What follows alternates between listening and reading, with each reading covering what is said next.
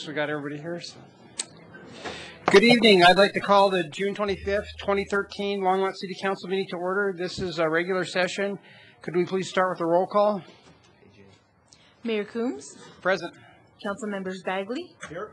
Finley. Here. Levison. Here. Samori. Here. Santos. Here. Witt. Here. Mayor, you have a quorum. All right, let's stand for a pledge of allegiance. Should we have the Boy Scouts?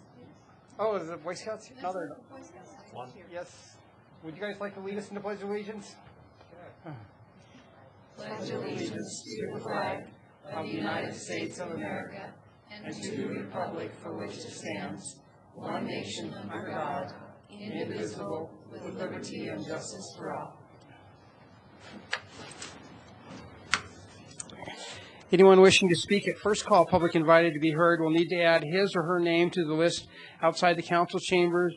Only those on the list will be invited to speak at first call, public invited to be heard.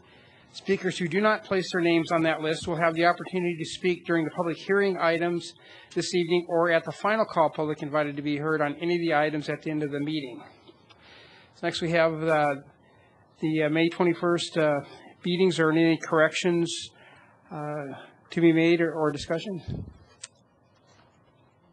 Actually, it's the June 11th, meeting. Councilmember Santos. Thank you, Mayor. On page 6 or page 8, so the final vote was taken on the motion and it carried 4-2 with Coombs and Levison dissenting and Finley abstaining. Councilmember Finley was absent. Okay. So I just want to make that correction.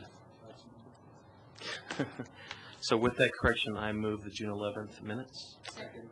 All right, let's vote. I will be abstaining. Okay, that passes 6-0 with Councilmember Finley abstaining.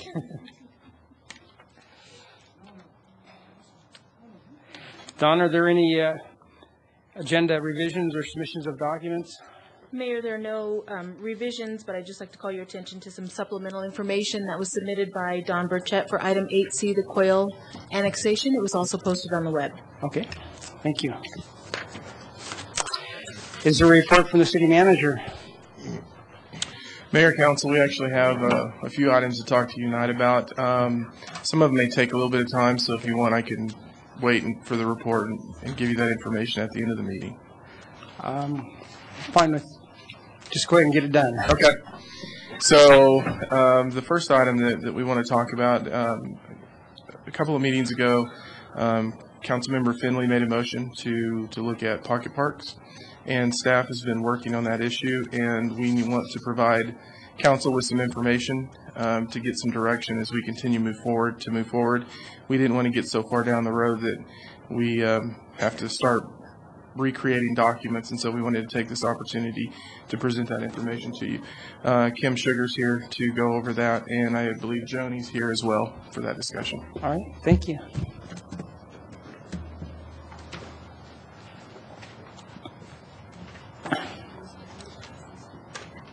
Good evening, Mayor and Council. Kim Sugar, Natural Resources Manager. Joni Marsh and I are going to tag team this presentation. I'm going to start it off.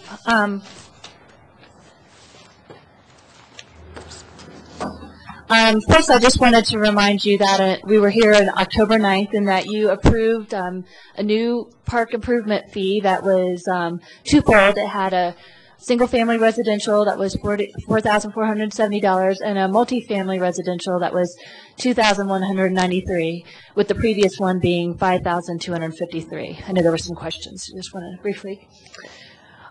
So we're going to be talking about a short-term immediate option as well as some longer-term options, because as we research this issue, it's actually broader than just the park fee itself. It also deals with the land development code.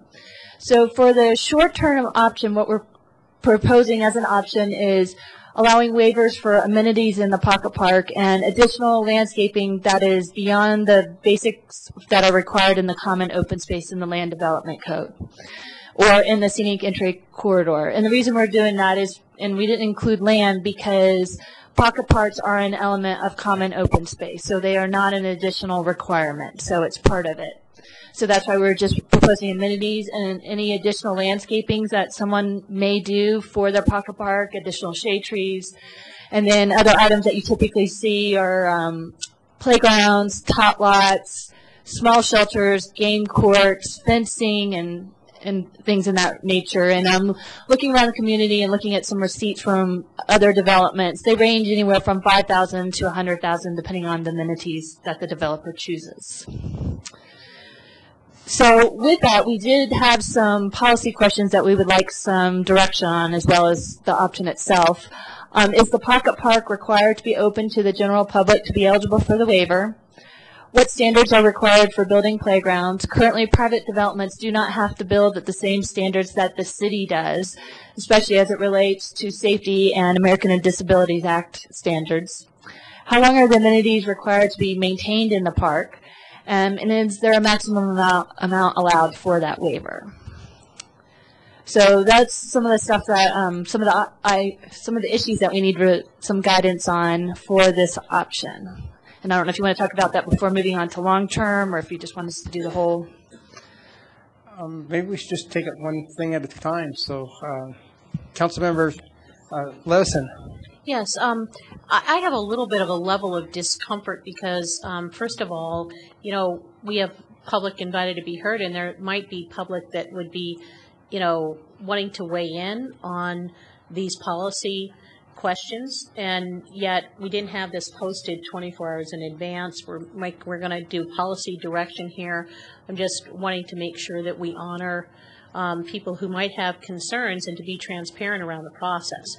I don't know if you know, for example, you know, to have this evaluated by the Parks and Recreation Advisory Board, you know, to get some public hearing on it before we weigh into the weeds, I think would be frankly useful, because we've got some other things coming up, and it would be certainly the purview. I think it would be maybe insulting to them not to have them weigh in an advisory capacity before we just make a decision this evening and give additional direction. Well, and I think part of it is if we can, I think what we're looking for, are we moving down, based on the motion, are we moving down the right track? Instead of we're not raising regulations tonight. No, because we actually have to bring that back for a separate posting that has to be vetted more in depth, because some of them are actually going to require some ordinance, potentially some ordinance changes depending on how we approach it. So what we're looking at is more high-level discussion at this point, not necessarily getting into the weeds. Well, I'm going to weigh in on the first one. Is the pocket park required to be open to the general public to be eligible for a waiver? Well, I think if they're getting, you know, a waiver from the city, that in my mind it should be yes, but I'd be open to discussion on that one, from what everybody else thinks. Councilmember Finley. I also think it should be open to the public. I think you guys are going down the right path. I think it should be open to the public. I think the standards should meet our standards. I don't think they are something similar to our standards. And as far as a time limit for how long they're maintained, how long are most of them maintained now? Do you know? Mayor, Council, it depends. I know their agreements are supposed to be maintained as long as the homeowners association is intact. Some groups do that, and then there's some that are pulling elements out of the parks, and then some actually requesting the city to take over the parks because they don't want to continue maintaining them. So it ranges. What is your recommendation on that one? Actually, I haven't really thought about that. But, well, I mean, if we're going to say it's part of, you know, if it's open to the public, I mean, I think it should be maintained as such and available to the community. And, I mean, I guess I would need Joni probably to address how they write it up in the agreements, development agreements. I don't know how those are written and. Okay. As far as I'm concerned, all those things you could bring back, I do think they should also go to the Parks and Rec Advisory Board. So part of it, as they talk about this, one of the issues that's embedded in the conversation is that there's a long-term and a short-term issue that we're dealing with. The long-term issue, and Joni can speak more directly to this, it really centers around the fact that Some of the issues here really deal with long-term issues in terms of standards, and one of the options in the long term is, do we require pocket parks? Because as Kim indicated, what we're seeing today is that we are seeing a number of pocket parks that really range in terms of the quality. Some are very well kept, others aren't well kept, and we just don't have standards. So there really is a land development code issue in terms of, do we even require pocket parks? Because the range is so different in what we're talking about in different developments. Some HOAs, high level. Others, there may not really be a strong HOA there, and we're seeing other types of issues to the point where, as Kim indicated, neighbors are calling us. So that's really the long-term aspect of this, and so what we probably need to do is let Joni go over that real quick, and because I think that'll help frame the other conversation a little bit. Mayor Coombs, members of council, Joni Marsh, Development Services. So as Harold said, we've kind of taken a look at some short-term options, but in terms of the Land Development Code and the requirements for common open space and pocket parks, we've taken a quick look at the pocket park standards themselves and looked at different options. And I think we have a variety of ways in which we can meet the short-term objectives, but also take a look at the Land Development Code and actually look at different options for pocket parks. If we want to continue on our existing pocket park requirement, do we want to alter that with some changes to when different acreages are triggered by units? Do we want to have pocket parks be optional and then have the standards apply in that case? Or is there a desire to eliminate pocket parks altogether from the common open space requirements? And those are all more long-term, simply because those are typically items that we would vet also through the Planning Commission to get their take and also have some sort of public input around that process before we got back to council. So those are kind of things we're looking through, and again, just seeking some idea if we're going in the right direction on both of those fronts from you tonight. Councilmember Samori. Thank you, Mayor Coombs. On the first one, I think unless it's a gated community, generally it's accessible by the public. I don't know that anybody can stop them from using it, right? And then I would think that the standards, they would have to meet code. Don't we inspect as part of the building process? Aren't there certain codes or anything required? Mayor Coombs and council members, Moray. So from a landscape perspective, so for irrigation systems, the landscape materials and their installation, those are all required to meet code, as are any concrete and pathways that are in parks. The one thing that doesn't meet a park standard typically are the amenities, and simply that's because we have people kind of get to choose their amenity, and so we don't have a specific standard, say, for a tot lot or a gazebo that would be similar to what we use in parks. So we rely upon the private sector to determine those amenities and then build them. But as far as the ADA requirements, wouldn't they have to abide by those because it's a standard regulation? You know, there are components of ADA certainly that are met in by itself of meeting sidewalk requirements and slopes, because pocket parks are often utilized as part of the detention pond as well. So we do have slope requirements, but we may not get what Kim is referring to is long term. Sometimes when those pocket parks are there for a long time, just like we're finding out with our city parks, we maybe aren't HOAs aren't maintaining those and upgrading them to meet current ADA standards, and that's probably where we fall behind on the private side. Okay. And then on the maintenance part, HOAs charge usually a monthly fee for maintenance. So if they're not either charging enough or not doing it, somehow we've got to figure out a way to enforce it. I don't have any ideas on how we would do that. And really no idea on the maximum amount allowed as a waiver. Councilmember Baldwin. Thank you, Mayor Coombs. My question is, can we go back one more slide?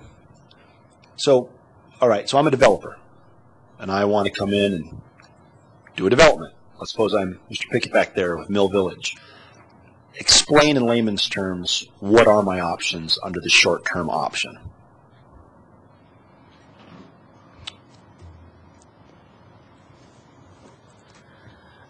Mayor, Council, so under the short-term option, what we're proposing is that whatever amenities that the developer is choosing to put into that pocket park, that they would get, not a reimbursement, but it would be up front, that would become a waiver. Okay. So if they chose a playground, they wanted a fenced dog area, those items would then be, whatever the cost that they produce for those, then that would become the waiver. So in other words, you're giving, so the idea is it's an incentive to create pocket park, which then would be against the fees, the park fees? No, today in the code, pocket parks are required. Okay. And as I remember council bringing up the motion, the discussion behind that was that you have to put in a pocket park, but then there's also a park improvement fee. And so they were looking, in that motion was the question about the credit. Yeah, so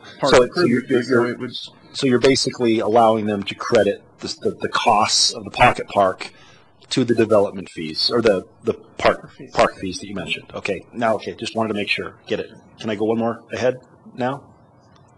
Thanks, Sean. I guess my input is I think the pocket park is open to the general public, as Councilman Samore said, and therefore should be eligible for the waiver. I think that the standards we should follow, if there are standards that the government says we need to follow for private developers, I think that that's good enough. And how are the amenities required to be maintained? I would encourage developers and the city to encourage them to figure out how to maintain it on their own, HOAs, etc. And then, is there a maximum amount allowed for a waiver? I would vote yes.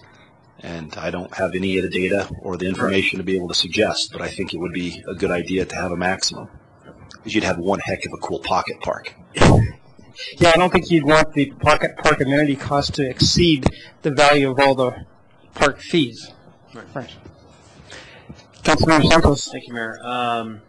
Currently, pocket parks, and I can think of one where my mother-in-law currently lives off of Airport in Nelson, is not open to the public. It's open, but there's a sign that says this is an HOA park only for the residents of this HOA. In fact, I know of a story that was told to me by someone whose son was visiting a resident there, and a bunch of boys were playing in this pocket park. And a resident of that subdivision said, "You boys don't live here." Called the police, and the police came out, questioned these boys. Who, do you live here? One of the boys lived here, lived in that area, and so the police officer asked, "Are these boys your guests?" And the young man said, "Yes." "Sorry, ma'am. These boys are a guest of this young man. He lives in this HOA. They're allowed to be here." So there's that quandary. So not all pocket parks are open to the public currently. If we go with this waiver system, I would say that yes, all pocket parks would be required to be open to the general public if we're going to provide a waiver. But that wouldn't be retroactive back to people then? It would not be retroactive. Right. I would agree with that. They should be required to the same standards that we built. I would also agree that they would have to, how long? I guess as long as the HOA is, HOAs can be disbanded though. So I would be, is that possible? I don't know. I don't know the answer. And that's a question that would need to be addressed for the third bullet point. What would happen if an HOA disbanded in that pocket? What happens to that pocket park? And the maximum amount allowed for waiver, I would agree that there should be a maximum allowed. What that number is, as Councilmember Bagley said, and Councilmember Levison, that needs to be addressed. A little bit more research, but the short-term waiver, I think, needs to be addressed sooner than later. So I guess my question is, we have things coming in the pipeline that, again, I don't like.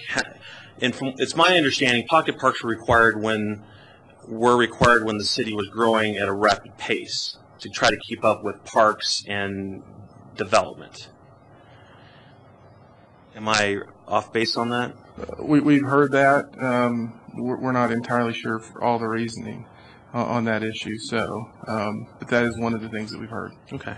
So now that things are slowly building, I mean, is it right to require a pocket park and then also charge this fee on top of it? I still say credit is warranted, or a waiver of some sort.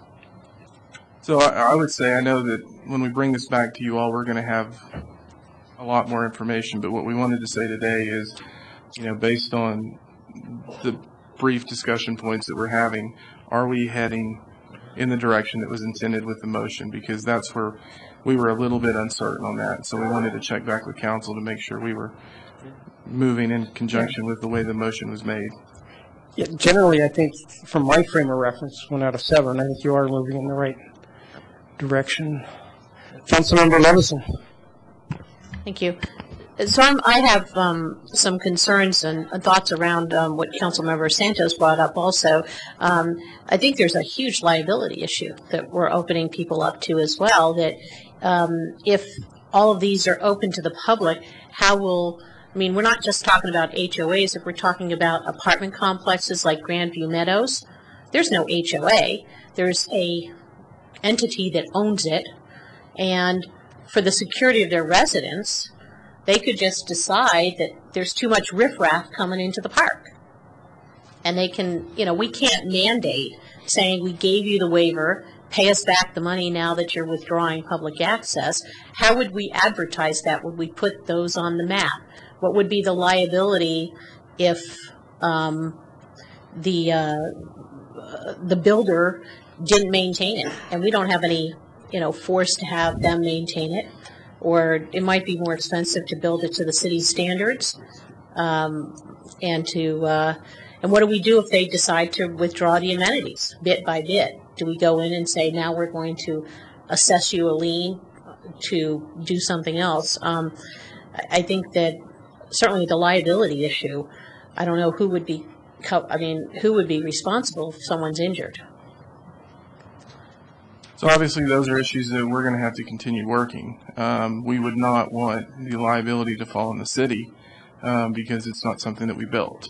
So we would have to move through those issues. And again, that's more of the detail that we have to put with this as we're moving forward. But we're still moving through all those conversations. And I guess I view it as sometimes these common space amenities like, a swimming pool or a pocket park, add to the inherent value for the person trying to attract people to live there.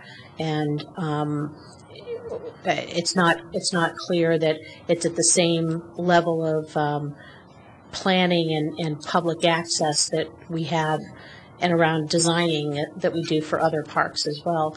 And my understanding is that some HOAs, in fact, not being able to get enough dues for common areas, or their HOA boards not having enough members to sit on the boards, have in fact begun to dissolve. And then they want to, give back all the common areas to the city. And, I think in the future this could be very problematic. That's part of the land development issues that we're looking at in this. Councilmember Simone. A couple other things I thought of that could become an issue are enforcement. How do you enforce it? How do you know? I mean, how would anybody know which ones were prior to or waived, if you will? And management. What's going to be our cost to enforce and manage and regulate all this stuff? I mean, in general, I think we're headed in the right direction, but there's still a lot of questions and clarifications that need to be made. No, absolutely. We just, before we continued down this road and went into a lot more detail and a lot more work, we wanted to make sure we were heading down the appropriate road. You're going down a forked road. Right. Councilmember Finley. Thank you, Mayor Coombs. You know, we are going to have to address the pocket park issue by itself because we are having those problems already. And I was really disappointed with the Parks Master Plan that they didn't include those pocket parks in there because I think at some point some of those are going to fall into our hands. And we need to have a policy surrounding that, whether we have waivers or not. There are some problems with some pocket parks, and that's almost a separate issue that we need to address, perhaps alongside the issue of the fee waivers, I think. Because we already have that issue come up. I do think that we are going down the right road in giving the developer some relief that's required to do a park and pay park fees. That just isn't fair. We do need to come up with some kind of formula for that. Should all their park fees be waived? No. I think it should be a percentage. And what that percentage is, I don't know. But it should be a percentage of their park fee that they can go up to, would be my suggestion. Councilmember Baldwin. Thank you, Mayor Coombs. My thoughts are similar to Councilmember Finley's. My question, I'd like to see the long-term proposal because, as I sit here thinking and remembering, the whole point was to make sure that everybody who's using the parks and open space areas and these pocket parks, et cetera, that we're all helping to maintain, to purchase, et cetera. And so the short-term solution is really not a long-term solution. It's just, hey, let's give the developers a little bit of a discount by saying build a pocket park and we'll count it and then credit it. So I don't think it's really addressing what you originally, I mean, I think it's good for the short-term solution, but if this were the only solution, I wouldn't like it. So I guess what my question is, I can't really say, I really can't be an advocate of the short term without really knowing the long term. So I'm looking forward to seeing that. So in general, what we're looking at the long term is do you want to make it optional? That's one of the options that we've talked about as staff. If it's optional, then what we're dealing with is a much different situation on the short term because then we're talking about folks that are caught in a position where they don't have a public improvement agreement, or those folks that don't have a public improvement agreement or don't have permits, they're in a different situation. And what we're simply saying is if you put it in, it's more of a business decision in that discussion point. Yeah. We can say, no, we're going to keep it as a requirement, but if we keep it as a requirement, then we're going to need to put standards with it to make sure that we can protect ourselves in the long term to deal with some of the issues that council is talking about because of long-term maintenance and safety issues and things like that. So each long-term solution will actually bring a different short-term solution with it. Because if you all say we make it optional, then we know at a point certain in the future where you make it optional in the land development code, there's no longer really going to be a pocket park classification. So we're dealing with something now in the interim. But if you say, no, we want to keep that classification, and here's what we want to do to manage some of the long-term issues, and that's going to be a very different conversation. So we will bring you different options associated with it and a corresponding short-term option that we feel like fits it. Well, we're going to, based on some of the feedback we got today, Parks and Rec Board council indicated Parks and Rec Board will need to look at it. So we will continue working the staff and then run it through that process. And then you all will see it as the official item. We just wanted to make sure we heard what council was saying in that motion. Kind of the way I understood this is for people that already have their plan already on the board, all designed, and they're so far down the road that this gives them a fair way to recoup some of their amenity cost. Now, going forward, we could decide that pocket parks, like you said, are optional, and say a high-end developer might want to sell his units at a high price, and he wants that pocket park or the pool because that's part of the amenities, so he could decide to do that, but maybe we might, as a city, wouldn't require him, and then that would be, in that case, he'd be building it on his own nickel kind of thing. So that's the way I was understanding the whole problem. And Councilmember Levison.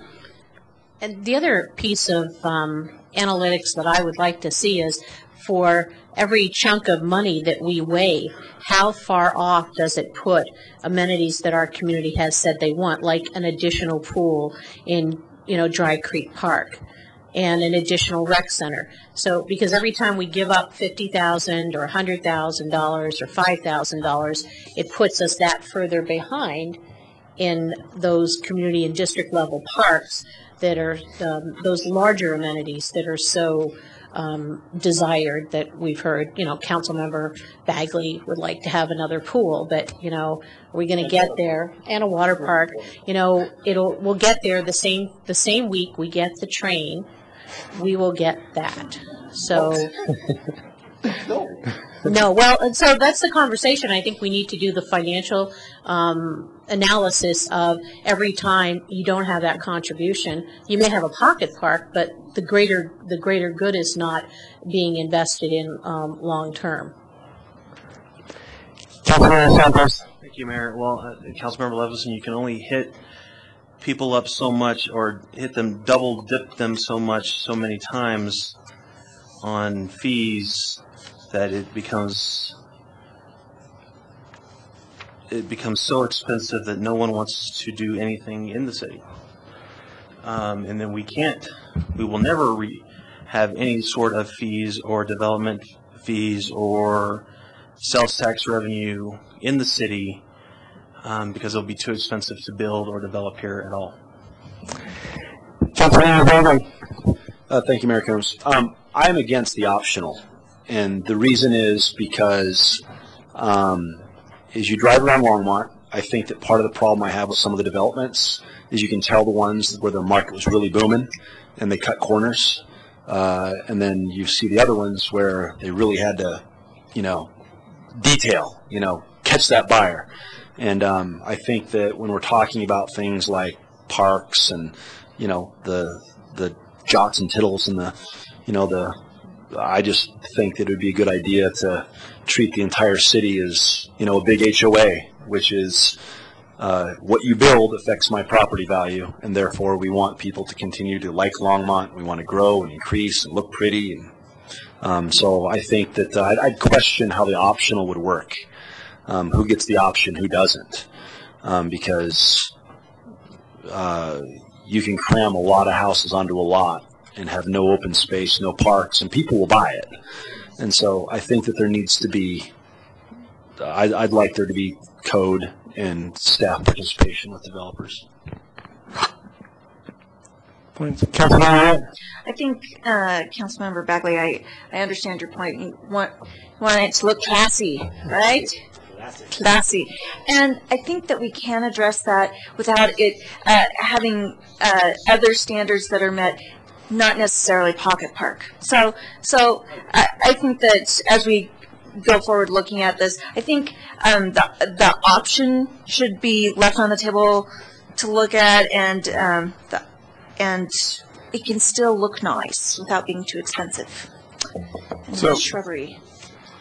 I think the information you all gave us really helped, because we started off with something that kind of, when we dug into it as staff, looked like this. And as we were paring it down, we realized there are forks in the road.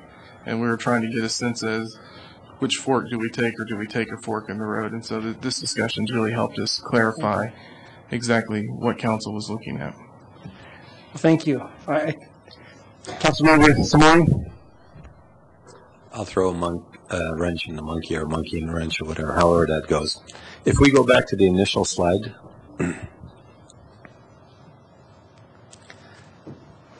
so we used to charge everybody $5,253 regardless of whether it was an apartment or a residence per door. Right. And then we reduced it on single family and quite a bit on the multifamily. So what I'll ask is, do we really need to do more for the pocket parks when we've already cut it in half for the multifamily and another, almost $1,000 off for single family? So, and then don't they have to hit a certain number of units or number of homes before a pocket park is required? Or if they build 10, they have to have one? I think it's 200. Okay. So anything less than 200, they don't need to have a pocket park, right?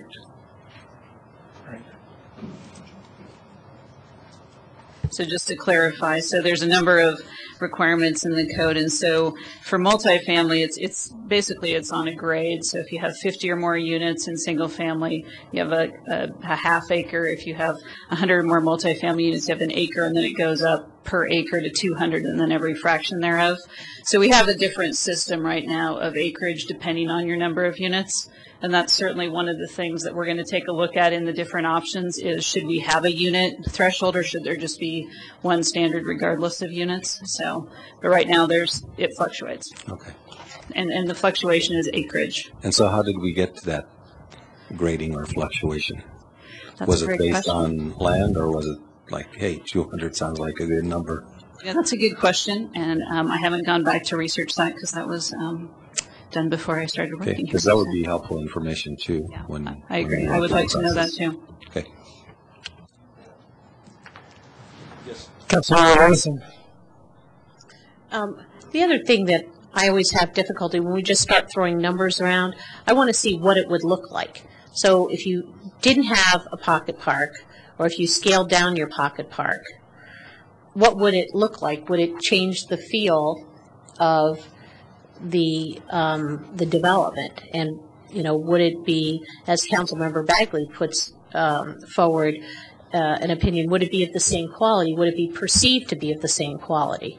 I think that a lot of that perception is what we're trying to balance out, you know, and where where would you put it if you consider your pocket park a detention area that in the winter and spring is going to be a mud hole? That's not really usable space for, you know, a tot unless you want your kid coming home covered with mud. So I think the big question is it all depends.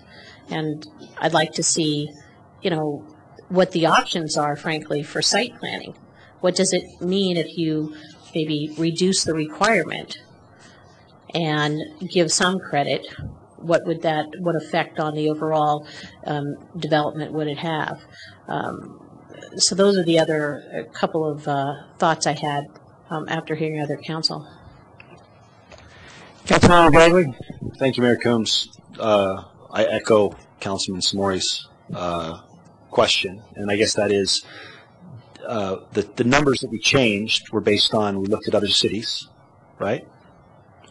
No, what we did in that is we actually looked at the fee structure as it was at that point in time, Right. and then we fundamentally broke it down into a cost per square foot, Mhm. and then we took average square footage and said, here's what the numbers come out based on that cost per square foot. We are working through, as we indicated, the new rate study as we speak with the park master plan discussion, and we actually got our first look at the numbers today as we're moving through that, and they're taking a similar approach, and we're moving through that discussion now. Okay, so we've looked at the per square, we looked at making it equal based on a per square footage, and then I know we did the park study looking at how many parks per capita and all that kind of stuff that other surrounding cities That's have. what we're finishing up now. And then my question is that I guess as I sit here thinking about it, I'm a little uncomfortable, you know, backing up what I said earlier or even what we're saying, giving direction, because I'd like to know the money that's required now, those fees that we saw on slide 1, is that enough to, you know, support what we changed before? What's the gap? How are we going to pay for it? And then when you compare the per square footage numbers that we saw on slide 1 that Mr. Samori so wisely pointed us back to, how do those compare to other cities like Longmont?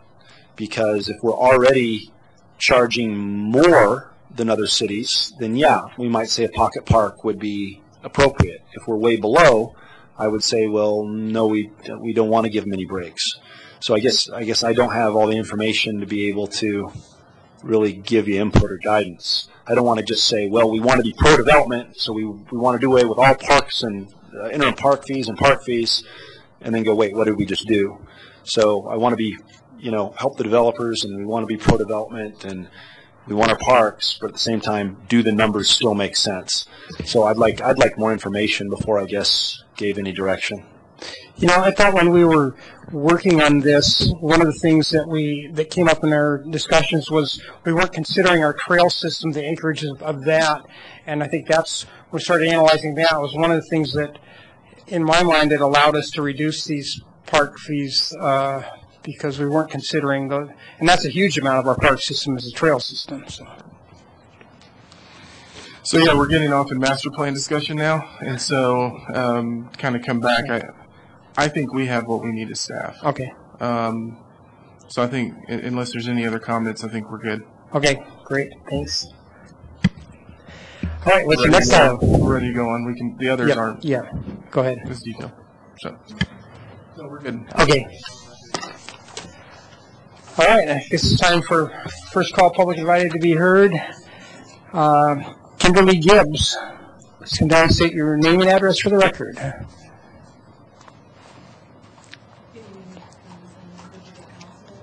Turn it on. Oh. Okay. My name is Kim Gibbs. I live at 7468 Mount Sherman Road. And I'm here tonight on behalf of the Citizens for Quiet Skies, a group that I represent. So we've been working and communicating with you for a couple of years now on the airport and the noise issue from the skydiving operations. And I think judging from the noise last weekend in my neighborhood anyway, I think we've made about zero progress on that, unfortunately. I think reasonable people can have very different opinions about the noise level and how it affects them. But I'm here tonight to talk about some concerns with some erroneous information that's being given to people who register a noise complaint with the airport manager.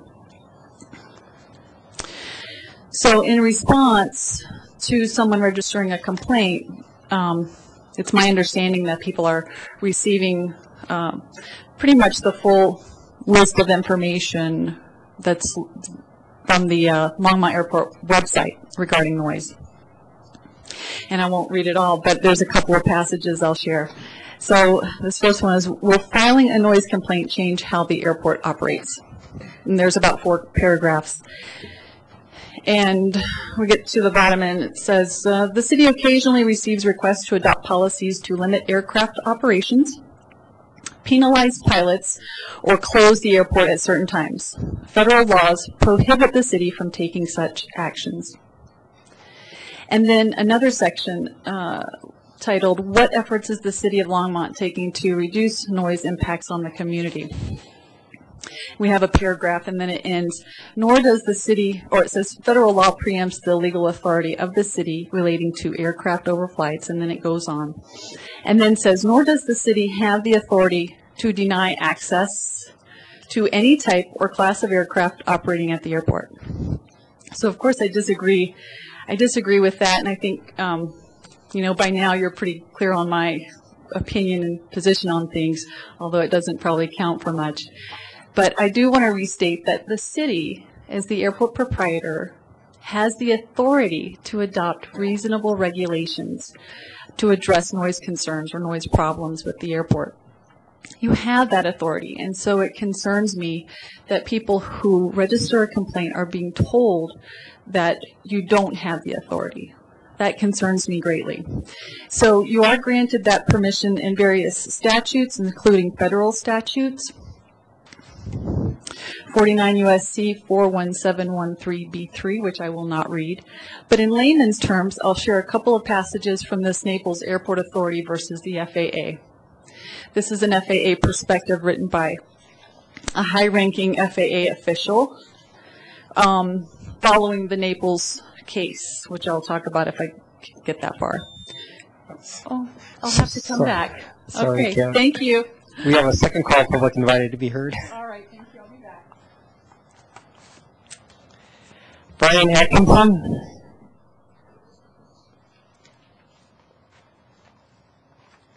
Mayor Coombs, City Council. I'm here tonight to discuss a mobile retail food vending application and permit, which I have requested to be approved by the city. I have not officially submitted it yet, but I've gone to Ben Ortiz to ask him for preliminary approval for this application, and he has denied preliminary application based on criteria number 5, which says mobile retail food establishments and push carts must be located at least 250 feet from restaurants. Is anybody aware of that statute? Does anybody know why it was created? Can you tell me? Not in this. This is just for me. Okay, just wondering if it was interactive or not. So he denied it, and I went out and actually measured the location. So the location is at 700 Ken Pratt Boulevard in the Big Lock parking lot.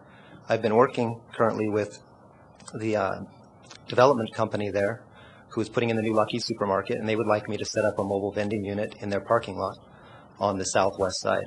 That location is more than 300 feet from the Efrain restaurant, more than 300 feet from Snarf's restaurant, and more than 300 feet from the Subway restaurant that is in that location. So as far as I can tell, it's nowhere within 250 feet of any restaurant. Yet I was still preliminarily denied by Ben Ortiz. Trying to determine why that is, he showed me his mapping system, which he said comes from the property boundaries, but was not able to show me exactly where those are. And as far as I can tell, the city ordinance does not talk about how it's measured at all. It says from a restaurant, 250 feet. So I'd like to know how exactly that's determined. So I have a meeting tomorrow with your city manager, and I will discuss with him this in more detail.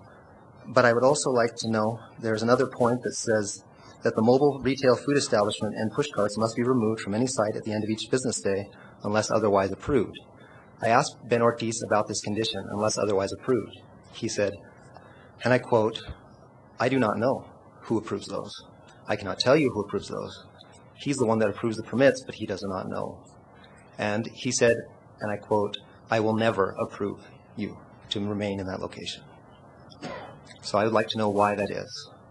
I see the sign above your head. It says you belong in Longmont, Colorado. I've lived here for 14 years. I'm a long-term resident. I work for Seagate Technology.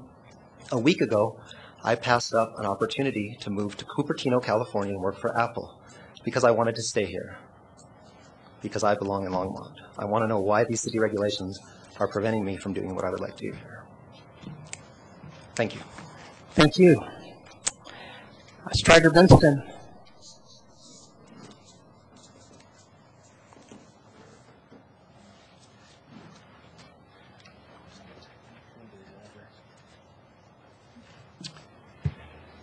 Good evening.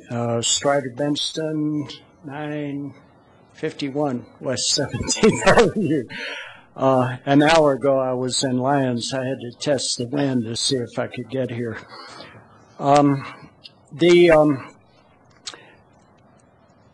I think like 80% of our local discussions are really, really competent, and ideology doesn't intrude, and I really respect and appreciate that. I'm going up to the national level. We saw the failure of the Farm Bill last week. They gave almost $1 trillion to ADM, but still it was defeated in the House because it was not punitive enough against people in poverty on food stamps to give $20 billion to to pay for that $1 trillion to ADM. It is really insane. And today the Voting Rights Act was countermanded to a certain extent. There are various types of counter-revolution. I'm quoting from Walter Lippmann. Perhaps the last honest conservative philosopher in this country, and I really respect him, 1955. He goes right-wing and left-wing both, and he says, those who profess doctrines of anti-liberal and undemocratic character, we already see them, but those who go underhanded, there's a strong tendency to nullify the democratic system behind the facade of democratic institutions. Non-totalitarian states do so by controlling and rigging the elections. like gerrymandering and voter suppression. And we see the overthrowing of Title V in the Supreme Court today.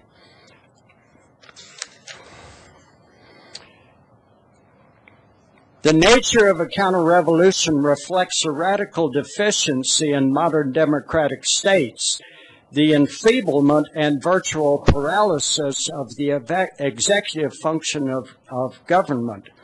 It is possible to govern a state without the masses of people giving full representation, but it is not possible to go on for long without a government which in fact can and does govern. If therefore the people must choose whether they will be represented in an assembly which is incompetent to govern, or whether they will be governed without being represented, they will choose authority. For large communities cannot do without being governed. It would be foolish to predict which way we will go, but the threat of totalitarian government is greater in countries where the margins of life are thinner. And we have seen the gap of wealth and survival increase radically in this country the last 40 years. Thank you, Pay Mr. attention. Okay, that ends public invited to be heard. So do you want to introduce the first item on second reading? Mayor, your first item is on public hearing. Second reading and public hearing is ordinance 2013-26, amending Title 11, Chapter 11.04, Section 090 of the Longmont Municipal Code regarding flashing yellow arrow signals and vehicles turning left. There is no formal presentation tonight, but Nick Wolfram, I understand, is available for questions if you have them. Is there any questions from council before I open this up to public hearing? All right, I'll open this up to public hearing. Is there anyone from the audience who'd like to wish to speak to this item at this point? I guess seeing no one, I'll close the public hearing on this item.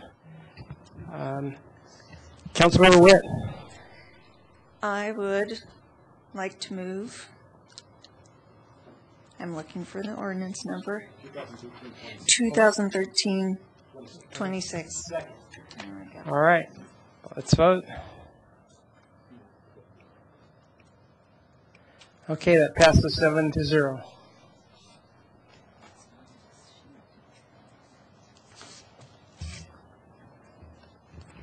Mayor, the next item on public hearing is ordinance 2013-27, amending chapters 15.04 and 15.10 regarding breweries, wineries, and distilleries. Aaron Fosdick will give a brief presentation.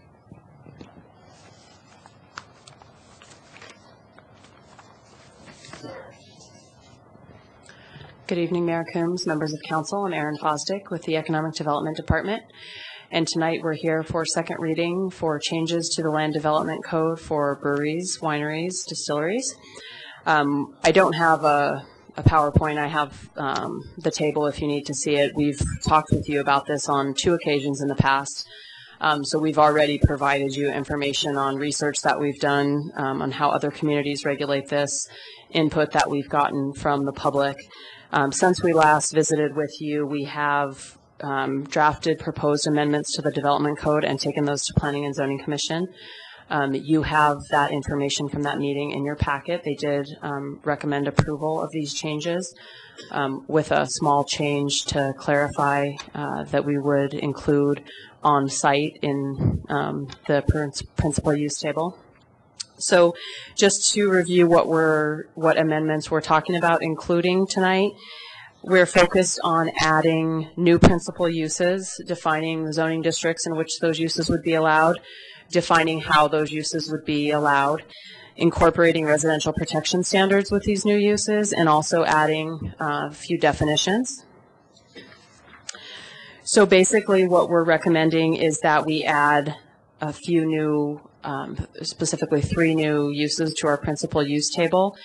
And we are recommending that those be in kind of two categories. So breweries, distilleries, and wineries that are 5,000 square feet or less, and then we would differentiate if those have an on-site tasting room or if they do not have an on-site tasting room. And then an additional new use for breweries, distilleries, and wineries, either with or without an on-site tasting room, that are over 5,000 square feet. And you'll see in the ordinance that the zones in which those are permitted and how those are permitted, in other words, if they're permitted, limited, or conditional uses, depends on their size, the presence of a tasting room, and obviously what zoning district they're in. We've also recommended adding residential protection standards to all three of these new principal uses, and those residential protection standards would be 250 feet for any use located within 250 feet of a residentially zoned property. It wouldn't apply to residences in non-residential zones, and that's consistent with residential protection standards for other uses in the code. We've also recommended adding 5 new definitions for brewery, brew pub, distillery, tasting room, and winery.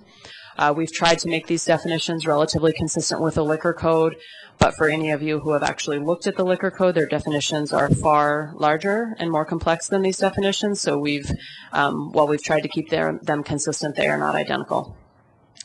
So with that, I will conclude my comments, and I'd be happy to answer any questions that you might have. Are there any questions from council?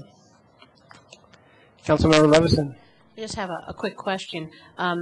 So my understanding of the residential protections is that, for example, in the transition zones we have on either side of Main Street, east and west, it would allow, imagining, I think the residential line is Terry Street on the west side, and then the middle of the alley between Kimbark and Emory. So my assumption would be that the east side of Kimbark Street, where it abuts RLE, would not be eligible. But if the west side of Kimbark Street was at least 250 feet from residential properties, it would be compliant. Mayor Coombs, Councilmember Levison, if a property was outside of that 250-foot distance, then it would, essentially meet the standard. If it was closer than 250 feet, so say it was 200 feet, if someone wanted to locate in that area, they would be required to seek a variance for that from that standard. And then the code would be followed as far as neighborhood meetings and that sort of thing. Councilmember Levison, that is correct. The variance process would then kick into play. Great. Okay. Thank you. I'll go ahead and open this up then to the public hearing. Is there anyone from the audience who wishes to speak at this time? Looks like Jim Martella had signed up.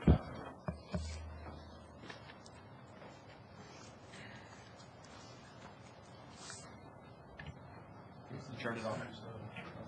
You turned it off. Yeah. Sorry. Is it on? Yep. Okay. My name is Jim Martella. I live at 829 Panorama Circle in Longmont. I'm coming here today to specifically talk about this issue before us and tell you my experience about it. I'm trying to open up something small in Longmont, and there seems to be quite a lot of space available, but when it gets down to it, it's always in the wrong zone. So, to tell you a little bit about myself, I was the first employee with Left Hand Brewing Company. I was also the first brewer for the Pump House. I've got 22 years of brewing experience. Have written articles and papers and magazines. Been a Great American Beer Festival judge. So I see a lot of what's going on in the craft industry. I'm also a home brewer, so I do this at home, which is acceptable as long as I'm not selling it.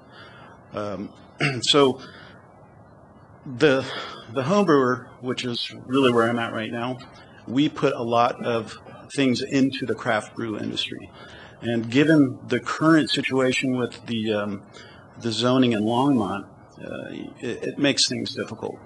And so I go around and I look around at cities outside of Longmont, outside of Boulder County. This is happening everywhere. The rules are changing to allow the small fish in the market. And so that's what I'm here to talk about tonight. And I'd like to obviously see this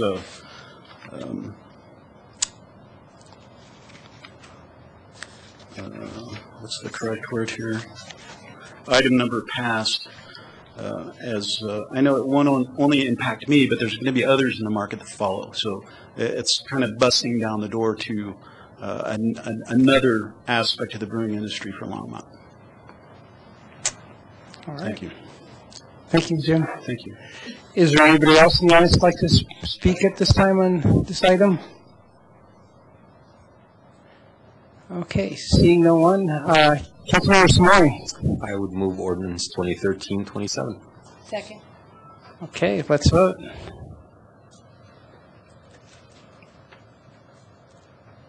That passes 7-0.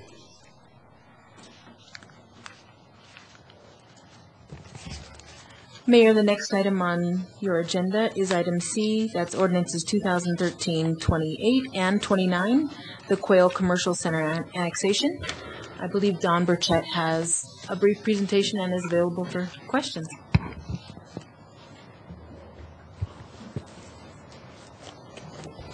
Good evening, Mayor, Council. Don Burchett with the Economic Development Department. Just really quick, what we are looking at tonight is an annexation for approximately 11.6 acres of ground that's located east of Main Street, north of Quill Road. The annexation proposal contains a request for the property to be zoned C commercial. There is also a proposed land use amendment to the comprehensive plan that would change the existing properties land use designations from the medium density residential that covers most of the property and some strip commercial to neighborhood commercial, parks open space, and public quasi-public. The proposed land use amendment from staff's review would meet the requirements for the City Council to approve that land use amendment if the Council chooses to do that. The annexation also in the annexation agreement contains language for a land swap, which we talked about quite a bit last time. City staff provided some additional information. We apologize that it came out late on Monday, but there was a little number crunching had to be done to give that to you, so hopefully you had a chance to look at that. With me tonight, I do have David Starnes, who helped put some of those numbers together. Joni Marsh could also answer some of the questions about the building permit questions and how those fees were generated. And with that, I'm going to stop and let you guys go ahead and ask any questions if you have any. Any questions from council? Councilmember Levison. Yes, I just wanted to bring up a couple of the issues. One of the specific issues that didn't really get addressed in the follow-up information is the part of the annexation agreement that offers the shared parking.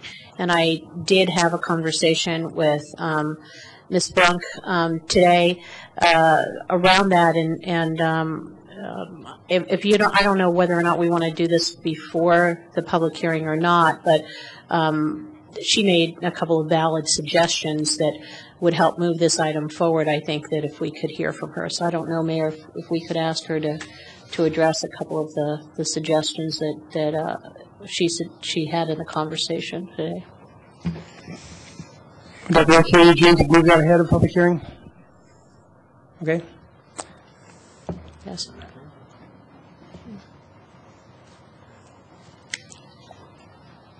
Mayor Coombs and Councilman Levison, I think the concern that I heard in our discussion was that annexation agreements can be amended. And I think it's Article 7.3 of the annexation agreement says that prior to a final plat moving forward, shared parking would be determined. And I think that's completely the appropriate place to do that. And we talked about, would there be an easement on the plat that made it a shared parking easement? Would there be some kind of an agreement with the subdivision improvements agreement with the kind of detail that would allow everyone to know that it wouldn't go away? I talked to Don Burchett before the meeting, and he said, two things. One, that before an annexation agreement can get amended, it has to come back to the public hearing process. And it specifically states in that agreement that it has to be done prior to a final plat being approved. So I think there's a level of protection in the agreement, but the applicant has every intention of going forward. So, however staff thinks is appropriate to have a legal mechanism to require them to figure out how to share the parking, that's their intention. So, thank you. And I guess that my question was that we have seen, annexation agreements, rolled back as to certain aspects that were, offered as, good things to have a property annexed into the city. And I know we don't have the exceptional benefit clause any longer. However, the shared parking is just as relevant as an enticement, and we were throwing all those numbers around about monetizing the cost of parking, but in truth, when the parking lot gets built, the city won't own it, but we'll be allowed to use it. I guess I'm just expressing the concern that 5 years from now, if we have even more activity at the rec center and the museum once the auditorium is built, and the kind of uses at the retail establishments, and then certainly a hotel where most of the parking would occur at night, which might be exactly when we would need to have the shared parking, it could present a problem where the primary commercial user would really need the property and the parking that they built for their commercial use. So my concern is, it's all well and good now. I just want to make sure that in the future that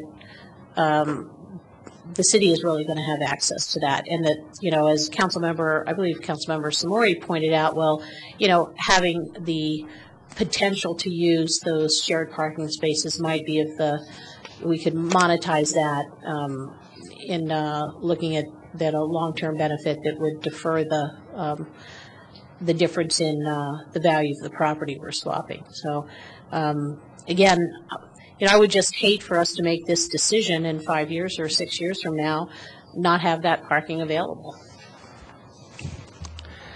Councilmember Bagley. Thank you, Mayor Coombs. This last week, I had the opportunity to meet with the owner and Ms. Brunk. And I had a lot of my concerns alleviated regarding the math. I didn't quite understand it, but my understanding is that we need parcel B and want parcel B. He has it. The owner has it. We have A. He wants A. He shared with me and Seth and maybe some other council members. The owner owns one of the nicer hotels in Longmont, wants to put another one on there with commercial property. And although there's a discrepancy between the values of A and B, what I didn't understand was when the owner purchased parcel C and D, you'll notice on the map it's really thin. And whoever owned it before, when developing the north, they put all the reimbursements owed the city into these two small tracts, which means that we're never getting that money anyway. And so if we swap it, this particular person, individual, along with his company, is going to be developing a tract of Main Street that has a great, at least at this point, a great vision, and we're getting development fees off his development. And so when you take into account that the land tract C and D come with almost $120,000 that no one's going to buy, I think that this is a good idea. I see his vision. I think we're going to get sales tax. I think the county's going to get property tax. We'll have a parking lot. When that happens, Councilmember Levison, we can go ahead and negotiate for shared parking space. I don't have a problem with option one. Would it be appropriate this time, Eugene, to make a motion? No, it's got that public hearing. I can't do that yet, but I anxiously await that opportunity. Okay. I guess I feel the same way you do. I think there's far more pluses than minuses with this whole deal, and I'm comfortable with it. Councilmember Samori. Thank you, Mayor Coombs. I don't know that we can ask for a guarantee that we're going to get X number of spaces at a time when there's a lot of events and it's busy. It's no different than anybody coming downtown and wanting to park close to the pump house, and the 500 block is full. What do they do? Do we ask people to move out, or do they try to find other parking spaces? And that would be the same case there. I don't know that we need to negotiate 10 spaces, 1 space, or all 100 spaces between the hours of 6 and 8. If the parking is available, then somebody can park there. If it's not available, they'll have to find somewhere else. It's not that they're blocking anybody from parking there. It's just being used. And it's not necessarily going to be used by the tenants of the hotel, because a lot of times at the swimming pool, when I go there, there's no parking there. So there's a lot of overflow to go over to the museum. And I'm sure the same thing will happen, that it'll overflow to this adjacent parking. So for us to get into the nitty-gritty and say we want so many parking spaces at such and such hours, I think is unreasonable, because we don't ask that from any other parking in the community. Councilmember Lawson. I guess the difference in the downtown example, Councilmember Samori, is that the city actually owns those lots with the DDA too. So it's a little bit of a different comparison. I am in favor of shared parking. I'm just wondering whether or not there's some, we already have a really great example of how shared parking works out with the cluster of restaurants that share the parking lots on Hover at very close to the diagonal. I think it's Dry Creek or Clover Basin Drive. But to see, I guess what I would like to see moving forward is that it's kind of a new wave development standard for this idea of shared parking. Maybe if this is something that's of the future, we should look at this item as part of a code revision to see if they're time of day, time of use, because I do agree that when the office uses are not active in the evening is where there's that flexibility for the city to have the additional parking. But I also want to make sure that there's not a problem in the future with a hotel establishment where somebody may come in late and the overflow parking for the museum event is still there. They really don't have enough, it's an inconvenience for hotel guests to have to walk to the adjacent parking lot of a retail establishment. So I just want to make sure that nobody's going to get their toes stepped on, that everybody's one happy family.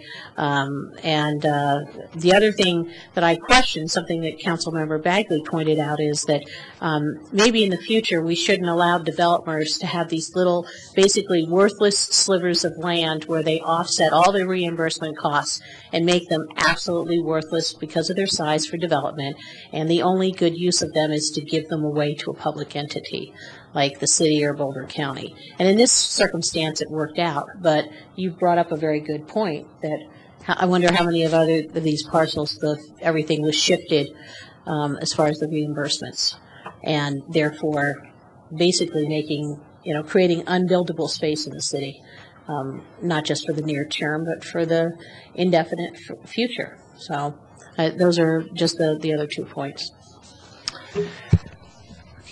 Councilmember Santos. Thank you, Mayor. And I guess I would ask when the public hearing. I don't know who's on the public hearing, but if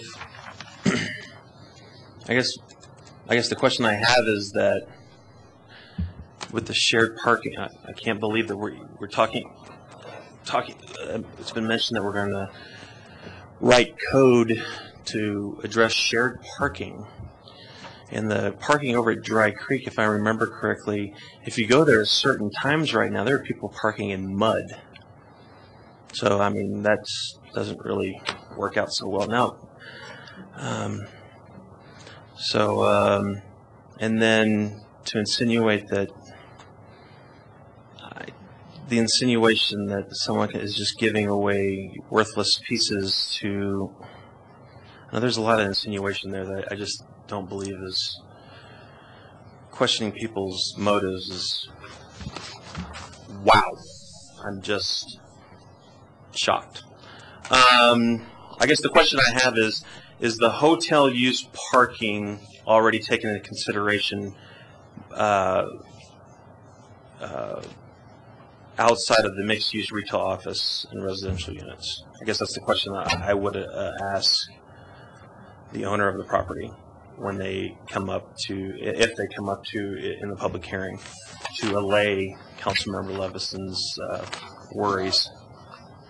Because as it's been brought up, and I have seen, when I've tried to go to the museum, the rec center is overflowing into the museum when you have an event, and there's a really cool exhibit going on right now, Lego exhibit, which I have not seen yet, but I understand is very, very good.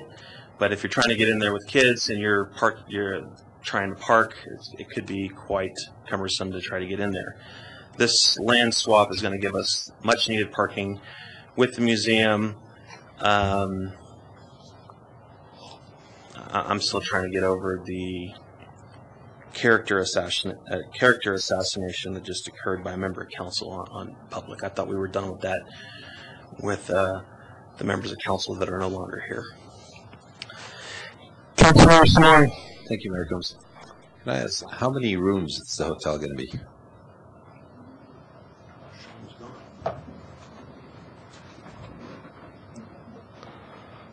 Mayor Coombs, Councilman Samori, Barb Brunk, 78 rooms. It's a long-term stay hotel. Okay. So, and you're planning on 100 parking spaces, at least? If you look at the packet, in your packet there's a diagram. So there's several parking areas. This parking area is meant for the hotel. The 100 spaces we talked about last time were the 100 spaces over here next to the retail office mixed use. So there are, it's a mix of uses. And so there's office parking to use here. There's office parking to use here. There's retail that will be day intensive versus evening intensive. I mean, there is a plan to have a restaurant there. But again, we're working out a site plan. There's got to be a way to figure out a way to share the parking effectively. I just count on staff and us working together. And we think there are enough to be able to facilitate the hotel and the retail and the office. And in the off hours when the office won't be using it is when the museum and the rec center will be needing it. Exactly. That makes sense? Yes. Thank you. Okay, I think I'll open this up to public hearing. So we've got Barb Brunk signed up if you wanted to do any additional, and also Tom Moore. So please state your name and address for the record.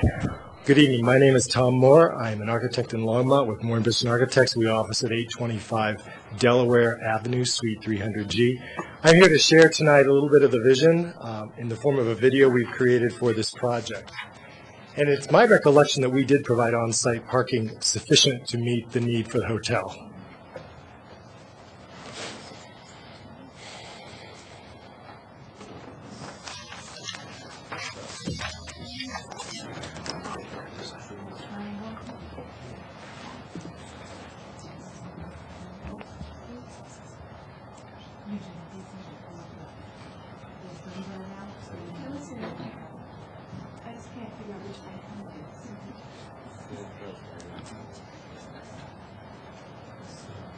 Operator error.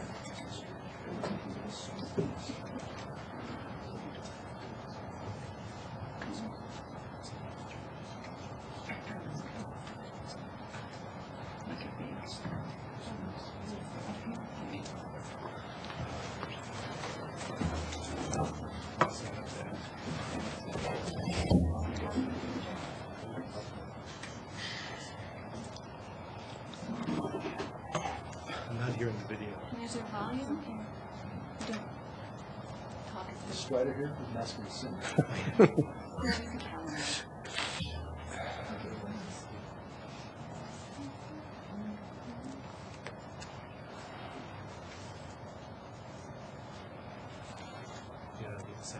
So I was just trying to look up.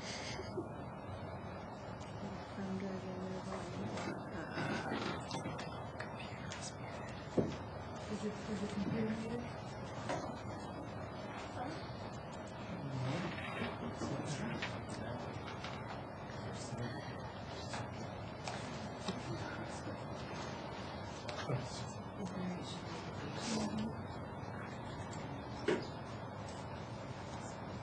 what we're looking at is the view of the new center. We picked very few materials. We're picking a style to create a new village look at this location. We're scaling the buildings to be 1 and 2 story adjacent to the residential. We picked some very simple materials, brick primarily because it's historically a very appropriate material in this part of the country, and it has a historical character that we all enjoy. We frame views with our project of obviously significant pieces of architecture like the museum. We initially, if we were back at the very start, we did protect the view of Long's Peak from the museum's observation deck. This is the view looking toward the hotel.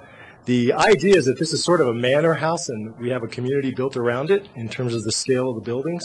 We're using brick parapet gables. They're an historic element and a dignified element, both on the hotel and on the commercial development. We relate the new hotel very well to the Greenway. In fact, you can enjoy the Greenway from the hotel decks without actually being in the Greenway, but this is a brief amenity we could put on one of those parcels if we wanted to so do as far as a restroom for the Greenway itself. As you come into the development now, we're looking a little more at the back of the hotel or the north-facing side where there will be a pool deck. The pool is enclosed. This building to the left is a multi-use, is a mixed use. It could be business and residential, and it will have stunning views of both of the Greenway and of the Front Range. This is a piece that we've added. It's a public pavilion, and it's there to also enable the farmers market to exist if it would like to be there. This is a public pavilion, again, that would be available for public use and also for Tanakas. This is the view looking west. We do not obstruct the mountain view from any of the public facilities. We're excited about the scale of this project and the materials and the impact it will have on this corner. We think this is an important corner. We appreciate you looking at this. Barb Brunka is going to follow up with some of your questions. Thank you very much. Thank you, Tom. All right, does anybody have any more questions for Barb? All right, I think we're done with questions. Oh, excuse me, Councilmember Finley. Thank you, Mayor Coombs. Barb, I just want to tell you, I think this is a fabulous development. I think it's exciting to have it as an entrance into our city, and I thank you for your good work. You took the words right out of my mouth. We get lost in the numbers. And the really cool thing about this is it's a new project at the gateway to our community. It facilitates the Quail Campus Master Plan, and it works financially for our community. So we are really excited. And I know there's been some conversation about getting things that are approved and not developed. So, we're excited about chipping away at the process. The next thing is to go through the site plan and platting process, then get a building permit, and probably, we're probably 18 months out before the first shovel goes into the ground because it takes a while to get organized. But this isn't going to sit there undeveloped. The plan is to move forward. So thank you, and we're here to answer questions. All right. Don't see any other questions. So I'm going to open this up for, well, it's already open for public hearings. Is there anybody else that they would like to speak from the audience? All right. Seeing no one, I'll close the public hearing. Councilmember Samari. I would move ordinance 2013, 28, and 29. I'll second it. One at a time. Okay, 28. All right. Second. Bagley already seconded, I think. All right, let's vote.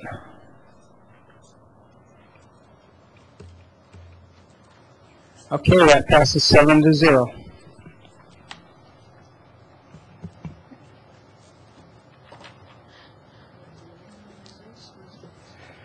Councilmember Witt. I would like to move ordinance 2013-29. I'll second. All right, let's vote.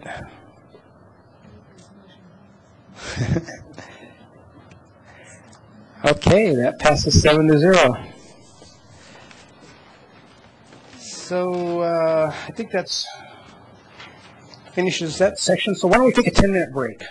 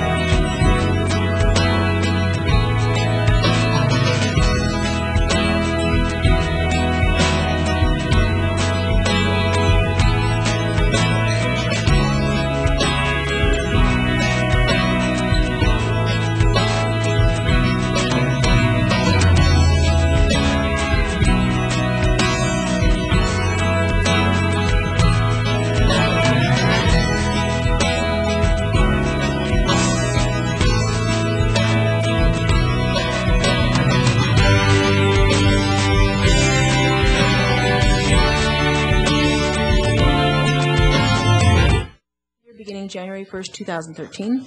Public hearing and second reading scheduled for July 9th, 2013. Item B is Resolution 2013-58, a resolution of the Longmont City Council authorizing a loan from fund balance in the city's fleet fund to the DDA Construction Fund and providing for repayment of the loan from the DDA Tax Increment Income Fund. Item C is Resolution 2013-59, a resolution of the Longmont City Council authorizing the assignment of the city's private activity bond allocation for 2013 to the Housing Authority for the City of Longmont, Colorado. Item D is Resolution 2013-60, a resolution of the Longmont City Council approving the intergovernmental agreement between the city and the Colorado Department of Transportation for grant funding for improvements to Highway 119 from South Emery Street to South Pratt Parkway. Item E, Resolution 2013-61, is a resolution of the Longmont City Council authorizing agreements with Del Jolly, Mark A. Denhart, and Ruth M. Denhart, and Roy Hardy for the purchases of property for the 9th Avenue Sidewalk Project. Item F is Resolution 2013-62, a resolution of the Longmont City Council approving the intergovernmental agreement between the city and Boulder County for its Environmental Sustainability Matching Grant Program. Item G is Resolution 2013-63, a resolution of the Longmont City Council approving an intergovernmental agreement between the city, Boulder County, and the City of Boulder for a Justice Assistance Grant. And item H is to redeem the tax lien for property at 8 Marshall Place and foreclose the demolition lien. All right, is there any discussions or any items to remove from the consent agenda? Councilmember Simone. Would like to move the consent agenda if there are anybody wanting to remove anything. I would second that as well. All right. Let's vote.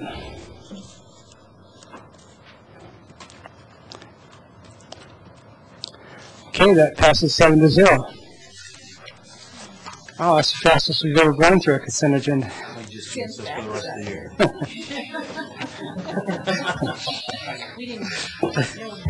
Mayor, under general business, this evening you have board and commission appointments, and Valerie Skip, City Clerk, will lead you through that process. Mayor Coombs and members of council, it's time to do your mid-year board appointments, and you do have ballots for some of the positions there, but others we've not provided ballots for because you can just make a motion on some of those. I do want to let you know that we've had a resignation from the Historic Preservation Commission, and we will advertise that position with any that you tell us to re-advertise tonight. Okay, so we'll start with Art and Public Places. You do have ballots. There are 4 positions open, and we have 4 applicants. So you can either make a motion or you can use the ballots. Moved. That's what I was going to do. Second. Let's just vote. Is everybody okay with this? Oh, she can run it. Actually, I'm not. Oh, okay. There's someone else That's running right. it tonight. So. All right, I guess we can vote then officially electronically.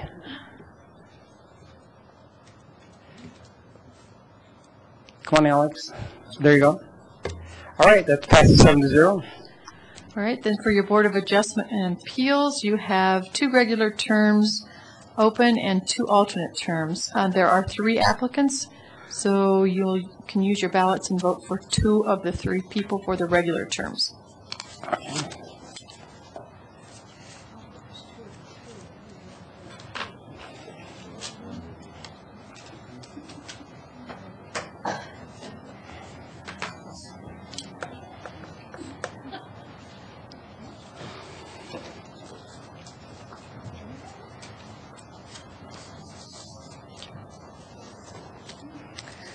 Levison voted for Frank Bernardoni and Peter Modafferi. Coombs voted for Frank Bernardoni, and Jordan May. Witt voted for Frank Bernardoni and Peter Modafferi.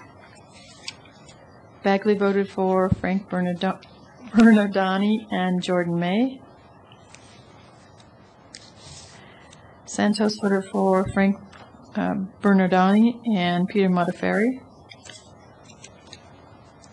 Samori voted for Frank Bernardoni and Jordan May. And Finley voted for Frank Bernardoni and Jordan May. And Frank Bernardoni and Jordan May both received at least 4 votes, and so are your 2 regular members. You now have 2 alternate positions open on that board and 1 remaining applicant if you would like to appoint that person. Second.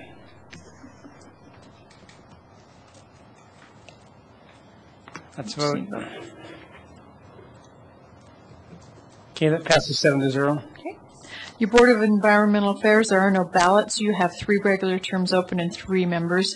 You don't have to appoint all 3, but if you do, you can do it in one motion. Councilmember Santos. I'd like to take a vote on these. Paper ballot. By ballot? Well, I didn't provide you ballots, so. No. Do you have any, Don, do you have any, Sorry. You know, we could do it on the back of one of these, just right.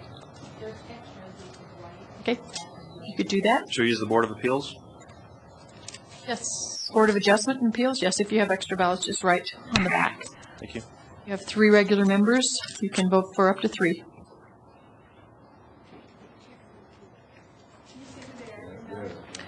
I don't know how to pronounce these names, I'm sorry. Aaron Preby, Jonathan Raby, and Douglas Ward.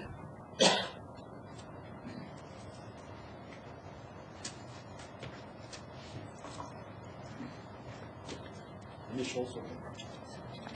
Your initials or their initials? Yes.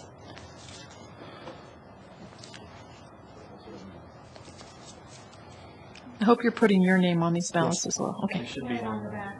Oh, okay, great.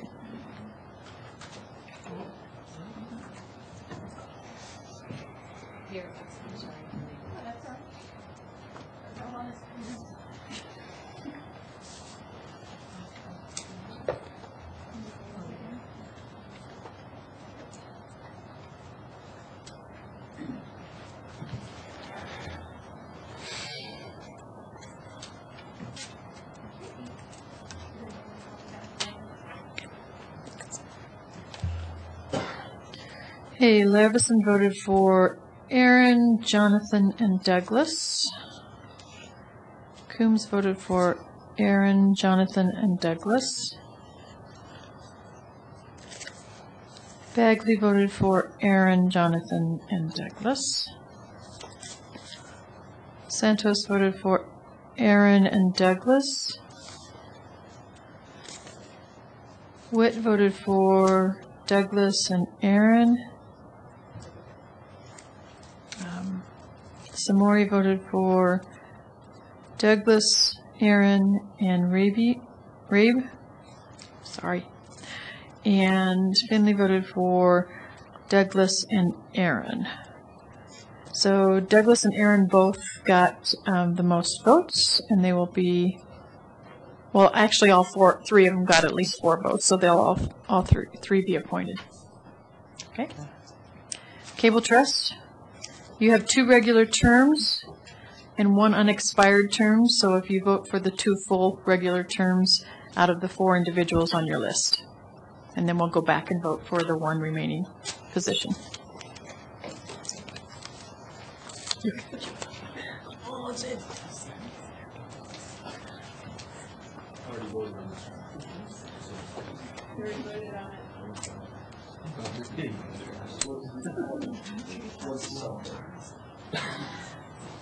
Hanging chair. It's a hanging chair. Correct. No, it's a hanging chair. It's a Charles. Hanging Charles. Hanging chair.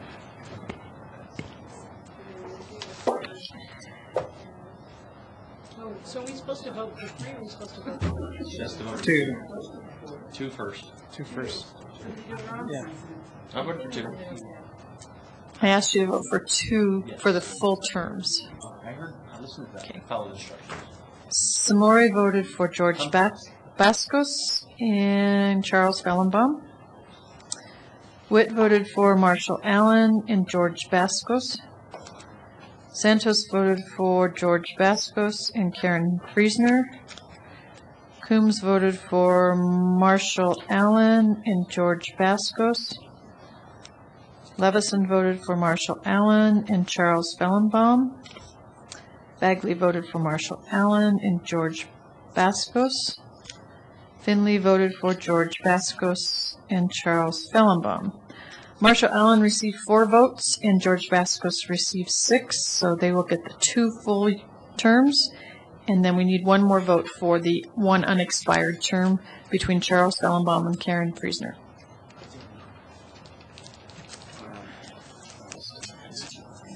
Use that paper.